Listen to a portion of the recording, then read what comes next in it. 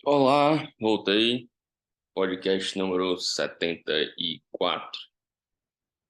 Meu nome é Felipe Pinheiro, sou médico, professor, oncologista e nesse podcast agora faço como a gente vai tratar de dois pontos interessantes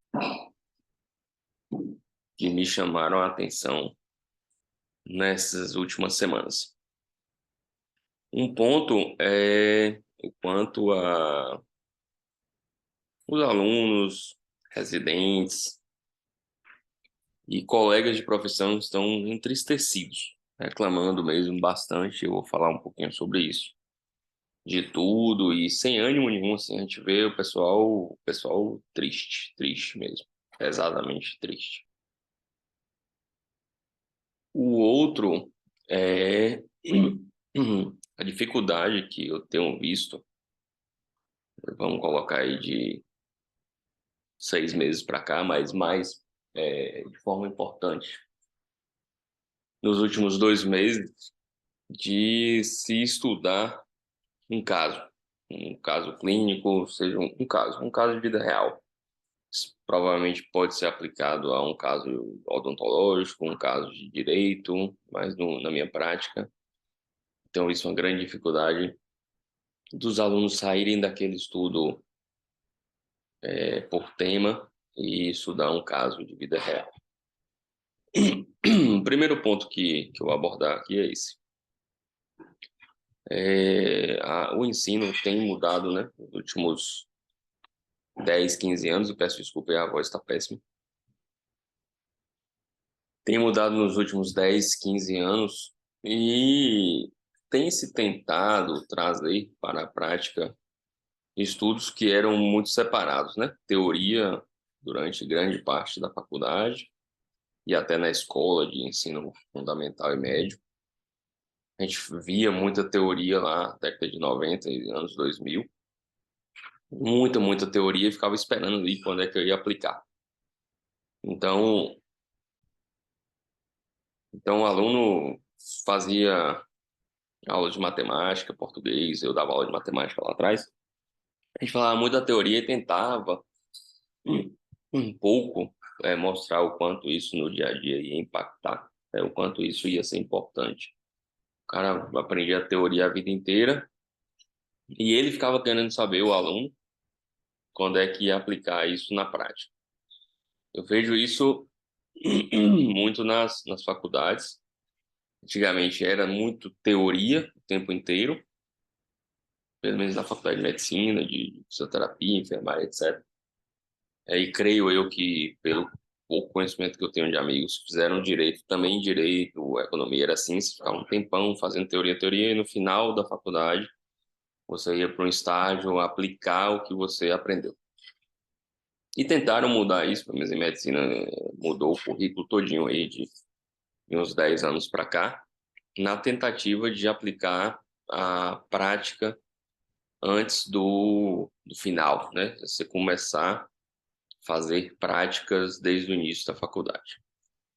Realmente tem as práticas, mudou o currículo, é uma coisa que não depende da faculdade, isso é obrigação por lei aí do MEC, você siga o currículo.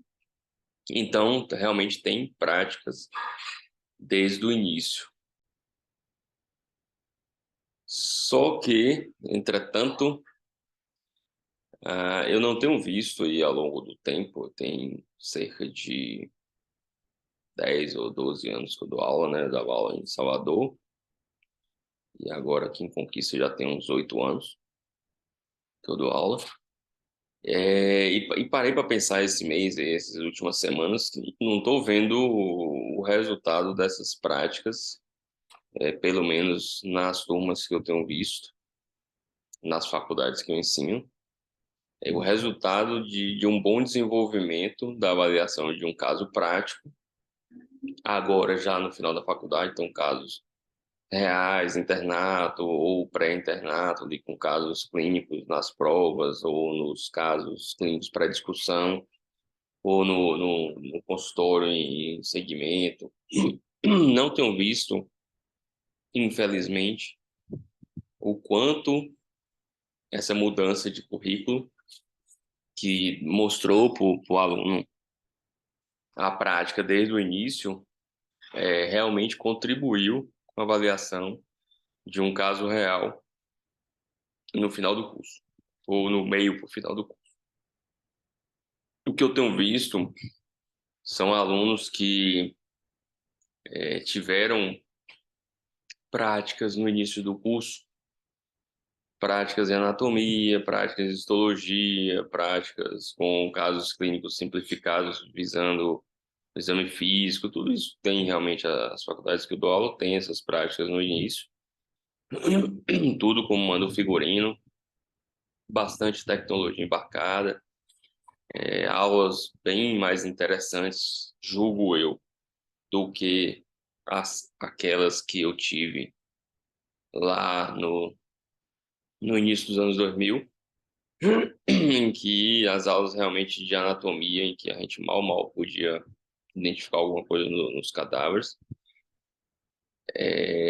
aulas bem mais interessantes, assim, aulas de teórico o tempo inteiro, assim, realmente não era uma coisa agradável, tanto é que eu devo ter contado aqui em algum podcast que eu pensei realmente em largar a faculdade de medicina lá nos primeiros 2, 3 semestres.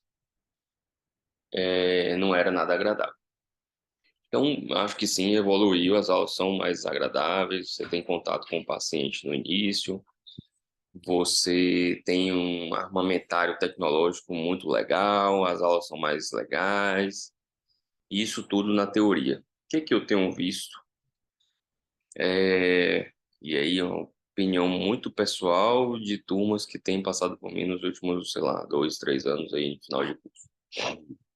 Infelizmente, com toda essa mudança e toda a questão de colocar práticas e práticas e práticas, eu não tenho visto os alunos chegarem com uma visão diferente de como estudar um caso clínico real, um caso real, de vida real mesmo. Eu peguei Joãozinho foi preso por tentativa de homicídio e eu preciso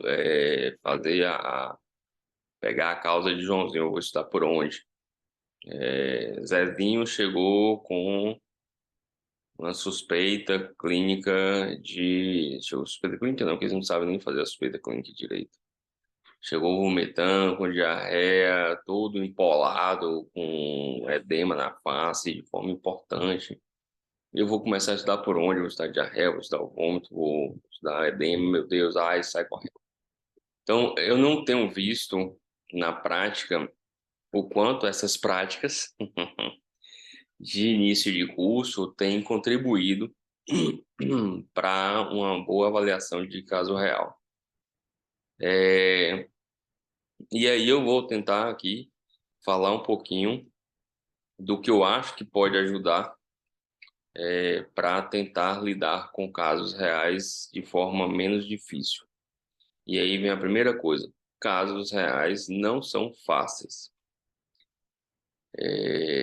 As questões, a questão da pedagogia, a psicologia, junto às provas de faculdade, junto ao modo de questionamento, algumas provas, poucas, porque a maioria continua os modelos antigos de residência, tentam direcionar bastante a ser bem objetivo, né? Direcionar bastante a questão do, da interrogação mesmo, o que está perguntando, como é a forma da pergunta, etc.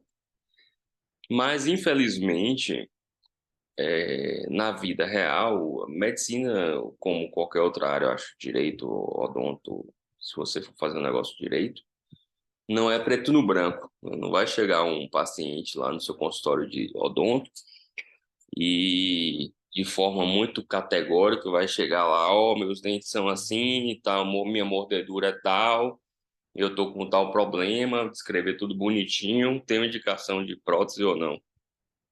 Entendo que a vida não é assim. O paciente muitas vezes não sabe as queixas dele próprio, se embola na história, conta a história de forma truncada, muda a história querendo ou não querendo. No caso do direito, talvez mude mais ainda. Na consulta de clínica médica, de oncologia, você tem que espremer o paciente para ele falar realmente o que importa. E ninguém vem com a coisa pronta e você vai marcar um X ou responder sim, tem ou não tem. E essa questão cartesiana, se não me engano, de sim ou não, certo ou errado, tá fundida com a cabeça da maioria dos alunos. Eles pegam, infelizmente, ou vocês pegam, né, que a maioria que vocês ouvem são alunos, vocês entendem que só tem uma resposta certa, ou só tem uma suspeita de diagnóstico, ou só tem um sim, vai colocar prótese, ou não, não vai colocar prótese, ou sim, você vai ser preso, ou não, você não vai ser preso. E as coisas são muito mais complexas do que isso, e eu entendo que, eu acho, né, que entendo que a culpa não é de vocês. Acho que tentaram mudar o modelo, né, para colocar mais prática, mas continuou sendo, e no meu ponto de vista, continua sendo uma prática pouco realista na hora que a gente fala de vida real. A gente, na vida real, não julga, no meu caso, por exemplo, chega um paciente oncológico, a gente não responde sim, vai fazer químio, não vai fazer químio. A gente tem que responder se para aquele paciente deve ser uma químio, a químio deve ser oral ou venosa, a químio deve ser a cada 15 dias ou 21, onde é que ele mora, ele tem condições de vir, ele quer fazer ou não quer fazer, ele tem condições de se cuidar durante o tratamento ou não, ele vai ter apoio familiar ou não, ele está com quem junto, será se realmente, dentre as opções, por exemplo, eu optei por tudo isso, eu optei por venosa, a melhor venosa é uma que dá mais intolerância, é uma que dá mais náusea, é uma que dá mais diarreia. São coisas complexas de se resolver. Tem pacientes, e a maioria deles são complexos, não é sim, é ou não, não é. E tem criado na cabeça dos alunos, eu incluso, como professor, todos os professores, a maioria dos professores, coisas muito objetivas e a vida não é objetiva. Então, como é que a gente vai estudar um caso clínico? O que que eu posso tentar ajudar vocês na avaliação de um caso clínico, desde o mais simples ao complexo? E aí eu vou dar uma ilustração de um caso médico. Então, temos lá João, 30 anos, evoluiu com queixa de diarreia, vômito, tosse, dor articular e estava ficando fraco e perdeu 2 quilos. Primeira coisa que a maioria de vocês sabem é que tem que fazer, mas poucos fazem. Chegou com esse calhamaço, e aqui eu não estou falando nenhum caso real, ninguém vai ficar aí buscando o que é isso, não, que nem eu sei, estou inventando agora. Chega com um calhamaço desse de sintomas, o que acontece muito? Primeira coisa, vocês focam em um só, e normalmente focam no errado. Então, chegou, colheu a história. Vai ter que destrinchar. A diarreia começou quando? Ah, não sei e tal. E aí começa o primeiro problema. Muitas vezes, na vida real, o paciente não vai dar a historinha bonitinha, igual vem na prova. Há 7 dias comecei com não sei o quê. Há 5 dias tive náusea. Há 3... Não vai. Vai se embolar todo. E você vai ter que destrinchar isso. Tem que destrinchar. Você tem que saber como é a diarreia, tem fezes, não tem sólidas, né? Fezes sólidas, é aquosa, tem sangue, não tem sangue, tem muco, não tem muco, tem urgência, quantas vezes por dia, piora com o quê, levanta com o quê, melhora com o quê. Destrinchar, como todo aluno sabe que tem que fazer e poucos fazem. Isso para tudo na vida, você vai destrinchar os sintomas aí de cada coisa. Destrinchar todos os sintomas. Depois disso, você vai examinar o paciente e ver tudo detalhadamente, um exame físico decente. Depois disso, você tem lá uma porrada de sintoma, um bocado de achado no exame físico ou não, E aí, falando de forma mais completa, você vai olhar o que ele já trouxe de exames depois. Você olhou lá os exames todos, vamos supor, uma hemoglobina de 5, anemia importante, um leuco de 15.000, com desvio para bastão, com gama GT de 3.000, fosfatase de 2.000, TGO e TGP elevados acima de 500, e o resto dos exames de função renal, que ele trouxe, TSH, T4 livre, tireoide, tudo normal. Pá. Vai destrinchar esses exames, olhar as datas, colocar na sua cabeça de forma organizada o que que veio primeiro, o que que levou primeiro, já era elevado antes, não era. Destrinchar mesmo igual detetive.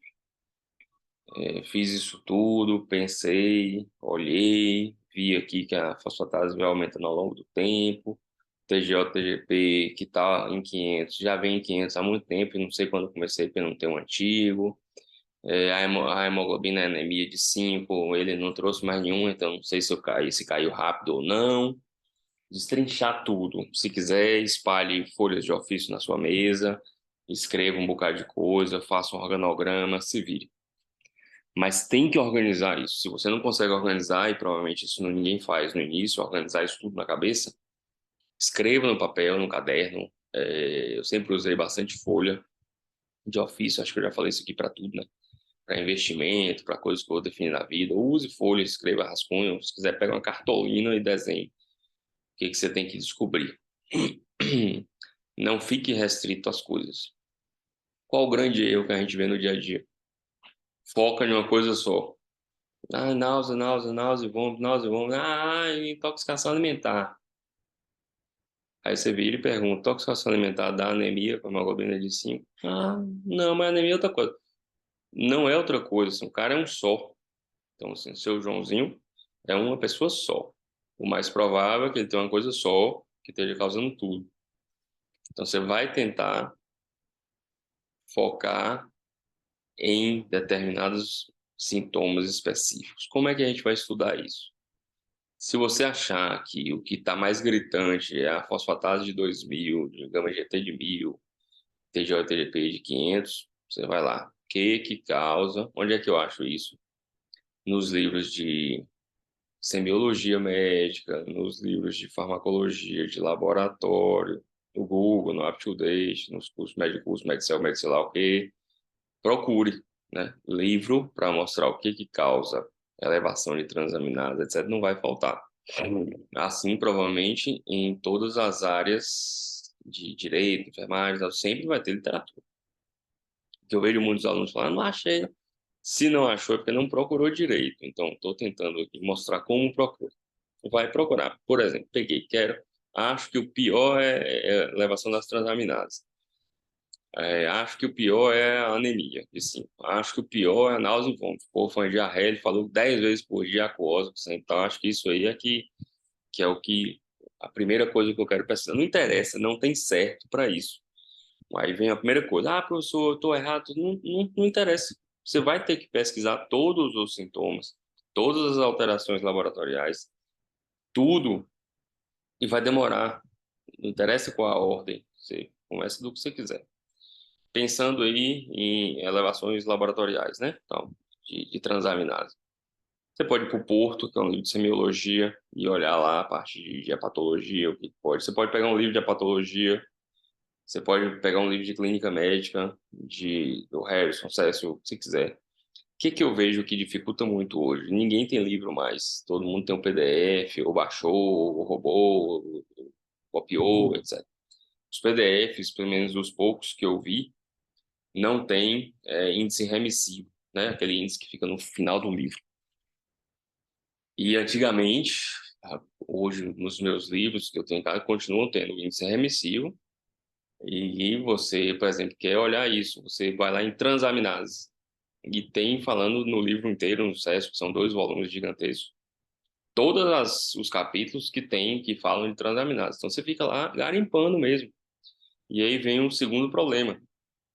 Os alunos estão, vocês, acostumados a receber as coisas na mão. Eu tenho 2 filhas, vocês já sabem, e eu tento muito, as coisas que eu mais tento estimular dentro aí da escola é que ela busque as respostas. Não tem que pegar um vídeo no YouTube. É, eu não preciso fazer teste ergométrico. Eu não infartei ainda quando vocês nas aulas falam. Eu vi num vídeo. Eu falto convulsionar. Porque não é um vídeo de Daniel Kahneman, não é um vídeo de Harrison, nem Cécio, nem Calabri, nem Williams. É um vídeo de Joãozinho da esquina, que deve ser mais novo que você, só que é mais esperto para botar um vídeo e se passar por expert na área, e você assiste.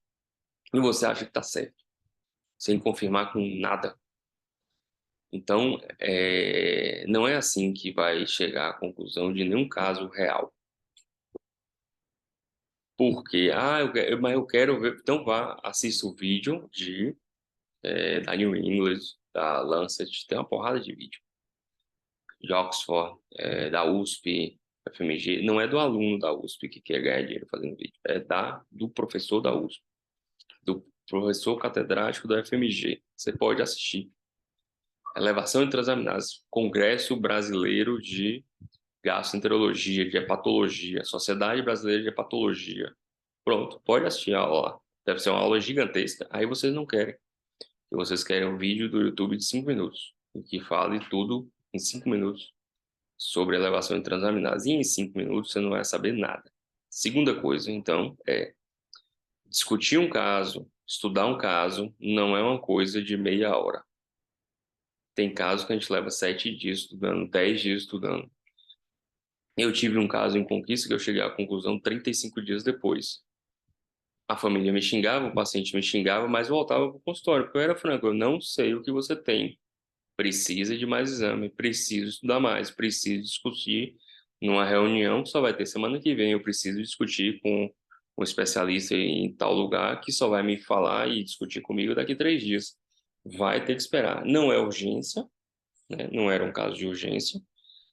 Urgência é outra coisa, urgência é em emergência e urgência, e aí você vai ter que pensar rápido e resolver, é outra coisa. E para mim, é uma das coisas mais difíceis que tem em medicina é urgência e emergência. Mas no consultório, na enfermaria, você vai estudar e não vai receber o resultado em 5 minutos. Então, estudar detalhadamente a elevação e transaminase. Pronto. Aí você vai lá e viu que tem uma série de 20 doenças que você viu que eleva a transaminase. Ah, eu vou ler todas, tudo. Não, né? Porque também aí você vai terminar em 30 anos. Você não vai terminar em 3 dias. Você vai fazer uma listona no papel de todas as doenças que ali causaram elevação de transaminase. Depois você vai estudar anemia, hemoglobina baixa mesmo. Sim. Ver o que você tem mais, para você poder, você pode condensar esse assunto. Então, é, é uma anemia de 5, tem um RDW de tanto, um VCM de tanto, é uma anemia micro, normal, magra e tal. Você vai tentar limitar qual é a anemia. Anemia aguda, crônica, tem um exame lá antigão, ou não tem, eu não sei. Tentar limitar. Aí você vai lá nos livros de clínica, semiologia, laboratório, causas de anemia. A gente faz a listona das doenças que podem causar anemia dessa forma. Vai ser uma lista gigantesca. Anota num papelzinho, num livro, no computador, onde você quiser, mas anote, que vai embolar tudo. Depois você pega dores articulares, que eu acho que eu falei, né? Esse paciente. Dor articular. Defina, é artrite, não é artrite, tem calor, tem rubor, é uma artrite migratória, não migratória, somatória, aditiva, intermitente. Não defina, escrafunche muito o que é.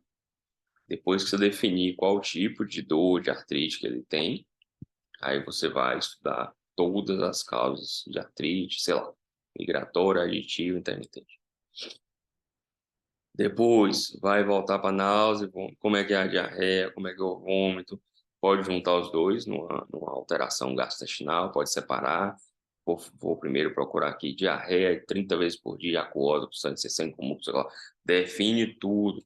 Vai procurar nos livros, onde você queira, de forma, desde que Se for vídeo, institucionais, decentes, pautados, reconhecidos. Se for livro, livros normalmente reconhecidos. Não é xerox do capítulo de ninguém sabe de onde é que veio.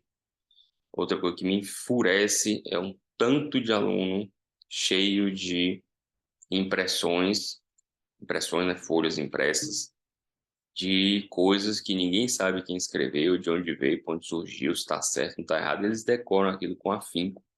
Então, vem um ponto 3 que eu falei para um aluno esses dias. Eu não acho que os alunos hoje em dia estudam pouco. Eu acho que estudam errado. Decoram o que não precisa, se embolam no que não precisa, porque não organizam na cabeça o que é de forma necessária ser estudado e o que não é.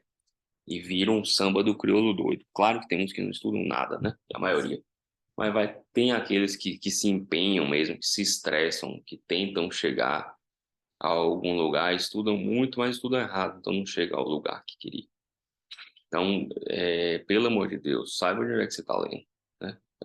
É, é, não é, e aí tem um colega que fala, ingenuidade, porque eles não sabem que pode estar errado. Não, é preguiça mesmo, não é ingenuidade, não é preguiça. Ingenuidade zorra nenhuma.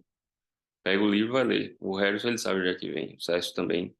Os 200 milhões de livros de direito, com certeza ele sabe onde é que vem. A apostila, não. E aí, você vai fazer isso com náusea, com vômito, com edema na face. O edema com cacifo, sem cacifo, é noturno, é diurno, é agudo, não é, tem só na face, é restrito, vai estudar casos de edema na face. Fez as listas do que pode causar essas coisas, todas.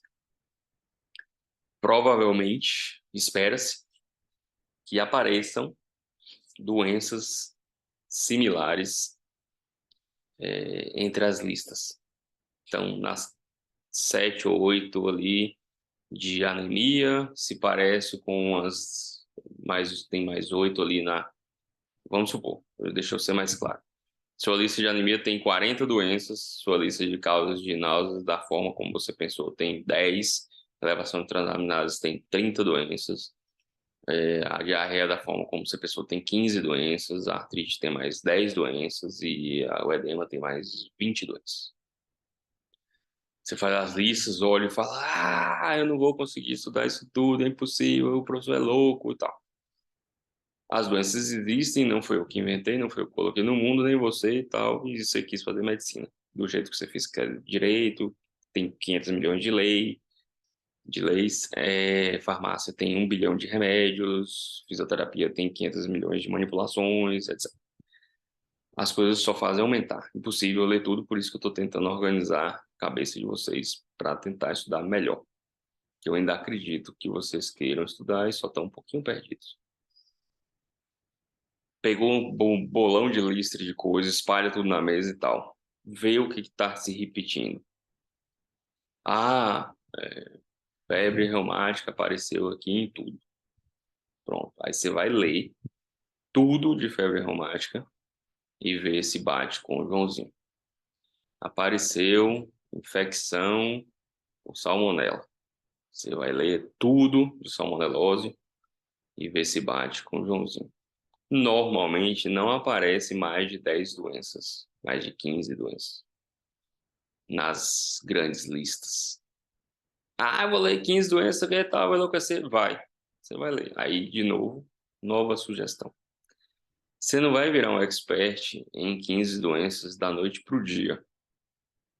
Então, normalmente, eu sugiro pegar livros que não sejam livros de especialidades. Então, por exemplo, eu pensei em lúpus e eu não vou pegar um livro de reumatologia para estudar lúpus. Provavelmente vai ter umas 200 páginas de lúpus.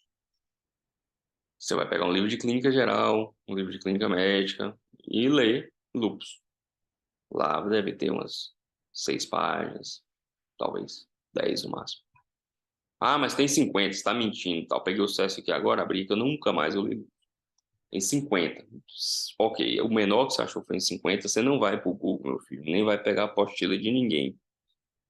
Leia o que importa. Diagnóstico, que é o que você está tentando fazer. critérios diagnósticos, exames laboratoriais. Pronto. Você está tentando tratar? Não, você não sabe nem o que tem. Pula o tratamento. Está tentando estudar a epidemiologia do lúpus na África subsaariana? Não, pula. Para que você quer saber isso? Pule. Você está tentando dar o diagnóstico. Leia a parte de diagnóstico. Não vai ser mais que uma página. Então, provavelmente, você vai ter que ler aí em torno de umas 30, 50 páginas, se forem uns 20 doenças. Quando você for fazer essa leitura, a cada módulo, a cada doença que você vai lendo, você vai percebendo que algumas coisas batem com o Joãozinho, outras não batem. Comecei a ler a doença e tá falando lá que tal doença causa uma artrite não migratória, não aditiva, única, em uma única articulação permanente. Pô, Joãozinho, não tem nada disso.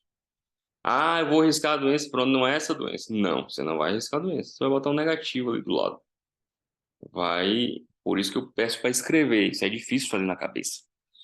Mas você vai botar um negativo ali do lado e esse negativo do lado você deixa lá.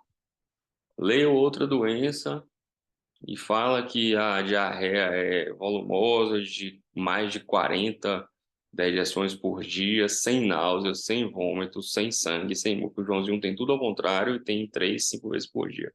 Pô, não bateu, vou arriscar? Não, vai botar um negativo. Leu outra doença lá, X, bateu tudo, menos anemia, não fala de anemia. Vou arriscar? Não, porque não é matemática, não é 2 e 2 são 4, né? Matemática básica, que é a matemática mais avançada, você pode ter tudo que você quiser.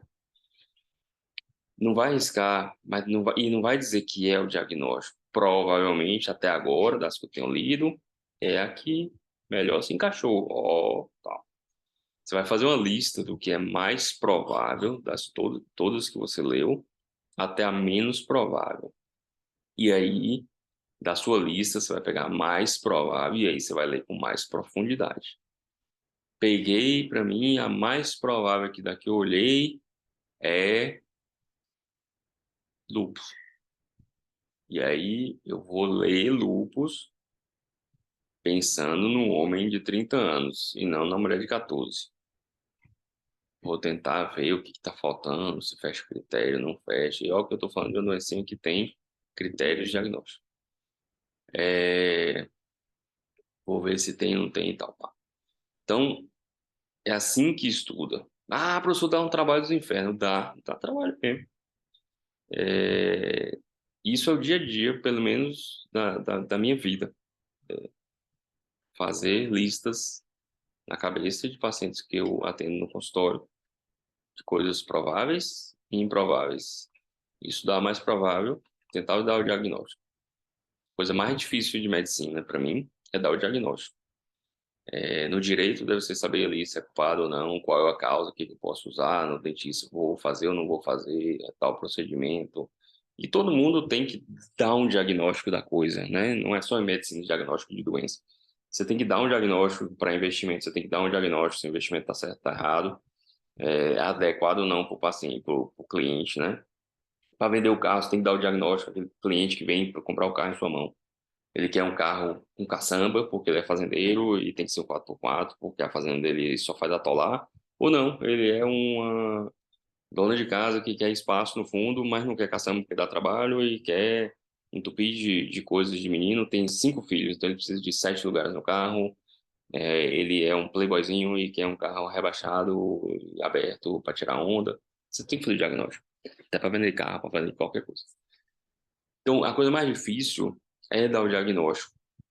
Porque depois que você der o diagnóstico, você fechar o diagnóstico, ou muito provavelmente a principal suspeita, e pensar em tratar, aí existem milhões de diretrizes, de novo, não na apostila que seu colega que já tem 60 anos fez e continua imprimindo e entregando, mas nas diretrizes estabelecidas dentro de grandes revistas médicas, dentro de grandes instituições, sociedades, etc. Então, é difícil, é complicado, mas precisa de determinação e querer fazer. E aí vem uma segunda parte desse podcast. Eu tenho percebido isso está se avolumando, assim, antes era menos e cada dia vez é mais. As pessoas entristecidas, sem ânimo mesmo, né? Vai para a aula porque tem que ir, vai para o hospital porque tem que ir. Você vê que o cara tá amarrado ali, dá vontade de dar uma sacudida e, assim, realmente eu não sou psiquiatra, não gosto de me meter na questão de outras especialidades. Acho que toda especialidade cada dia é mais complexa, mas dá pena porque a gente não produz bem, você não vai conseguir fazer um bom diagnóstico, você não vai conseguir vender o carro, não vai conseguir atender bem o cliente no seu banco se você estiver mal. E o que eu vejo é que as coisas são complexas e provavelmente se tornam muito mais complexas para a pessoa que, além de fazer todo esse esforço mental e organizacional para chegar a um lugar, né, diagnóstico, ela não está bem consigo, né? Tá num turbilhão de emoções e meio perdida. Sei lá, 15 dias para cá, e por isso que eu resolvi falar isso. Pelo menos 7 alunos me mandaram mensagem, ligaram, falaram presencialmente, procurando ajuda mesmo, assim. O que que eu faço? Porque e já vem com tudo o pacote completo, assim. Eu já tenho um psiquiatra, já faço terapia, estou fazendo exercício, aquelas coisas que a gente sempre recomenda, né? Faz exercício, tente relaxar, para se precisar, passar no psiquiatra, psicólogo e tal, conversar com amigos, família, parará. Já vem com tudo. Já vem com tudo que devia ter sido feito. E aí a gente faz o quê? É, E aí, para isso eu não tenho resposta, mas o que eu queria colocar aqui, assim, precisa resolver isso. Não são coisas de fácil resolução. Passei grande parte da minha vida até hoje com questões psicológicas que eu só percebi melhora de, sei lá, 3 anos, 2 anos pra cá, três, depois minhas filhas nasceram e começaram a me bater sem pena. Bater que eu falo psicologicamente, né? E jogar coisas psicologicamente na. Tipo assim, acorda pra cuspir. Não sei o que virou a chave ou não, mas penso que sim, é uma coisa. As faculdades estão imbuídas nisso, né? Tá todas as faculdades pelo menos as 4 que tem com Conquista, estão estão com presença de psicólogo, com núcleos pedagógicos, tentando resolver isso. A gente vê isso em colegas de minha filha de 8 anos, a falta de ânimo mesmo, assim, aquela coisa, a angústia, né? A angústia no sentido mais antigo da palavra. E vai desde criancinhas aí de 8 10 anos ou menos, até adolescentes em faculdade e colegas de seus 45 50 anos de idade que não se resolveram, assim, estão bastante entristecidos, sem vontade mesmo, assim, como tinha uma piada antigamente, sem vontade de cantar uma bela canção. O cara tá amarrado, sendo empurrado pela vida e não vivendo, né? Graças a Deus, assim, apesar de o que eu falei que eu sempre tive uma questão a resolver, é, eu fico com pena mesmo e triste porque quando me perguntam como é que foi sua escola, eu acho que foi fantástico, sempre fui feliz. Na faculdade eu achava fantástico e não sou daquele tempo, hoje tá ruim, saudade da infância, mas sempre achei tudo legal, minha vida sempre foi legal, sempre foi muito boa. É, E sem essa empolgação, você não precisa acordar cantando, certo? Vamos deixar claro aqui. Eu não acordo cantando, eu acordo amarrado. Revoltado não, mas acordo com a preguiça da dor. Não malho cantando e feliz, malho porque tem que malhar, que eu acho que malhar faz bem. Malhar no sentido de fazer exercício. É, mas sinto que as pessoas estão se arrastando, assim. É triste, triste mesmo. Tem que dar um jeito nisso. Isso tem que ser o foco principal, penso eu. Porque sem isso o resto não vai dar nada certo.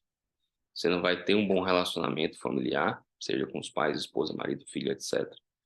Você não vai ter bons relacionamentos interpessoais no trabalho, na faculdade, na escola. Você não vai desenvolver bons trabalhos. Você não vai conseguir dar todo o seu potencial.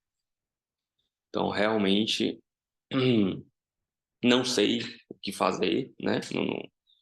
Não sou mágico, nem psiquiatra, nem psicólogo. Só queria alertar, assim, para quem me ouve e tal. Isso não é para depois. Isso não vai passar. Essa angústia, essa tristeza, esse incômodo não vai passar quando formar, quando acabar a residência, quando acabar a outra residência, quando arrumar um emprego, quando subir no cargo, quando ganhar mais. Não vai. Infelizmente, é uma coisa que você tem que buscar em si. É... As coisas externas é que não são as causas reais do sentido. Não é por conta da prova, provavelmente, porque a prova está ali para 50 alunos e tem ali alguns que estão felizes da vida e de boa, levando muito de boa, e outros não. E a prova é a mesma, a faculdade é a mesma, a aula é a mesma. Então, não queiram colocar como causa única o que está fora. Claro que período de concurso, período de residência, período de fazer prova de vestibular, provas de forma geral, são coisas estressantes. Para quem não gosta de competição, e aí um colega me falou esses dias, eu falei, pô, era assim que eu me sentia. O cara descreveu exatamente o que eu sentia, assim, nunca tinha parado para refletir. Quando eu ia para a prova, eu ia parecendo que ia para prova mesmo, prova de atletismo, prova de competição, de natação, de karatê, de seja o que for. E prova de escola, prova de. Para mim era a mesma coisa, era prova. Eu tinha que provar para mim mesmo que eu era o melhor possível. Eu tinha que bater o meu recorde. Até hoje, quando eu pedalo, eu faço atividades físicas diversas, eu tento competir comigo. Sou muito competitivo comigo. Nunca ligava muito. Antigamente ligava bem mais, mas isso diminuiu bastante. Meu principal adversário para mim era eu mesmo. E o cara descreveu assim, falou que ele ia para a prova, parecendo que ele ia para competição, para guerra, para uma luta de boxe, em que ele ia destruir a prova. Era uma sensação boa. Para mim era isso mesmo. Eu queria destruir a prova. Eu queria provar que a prova era inferior. E só que muitos não vão assim, vão como se a prova fosse um monstro, o vestibular fosse um monstro, a vida fosse uma monstra, né? Que está ali para te destruir.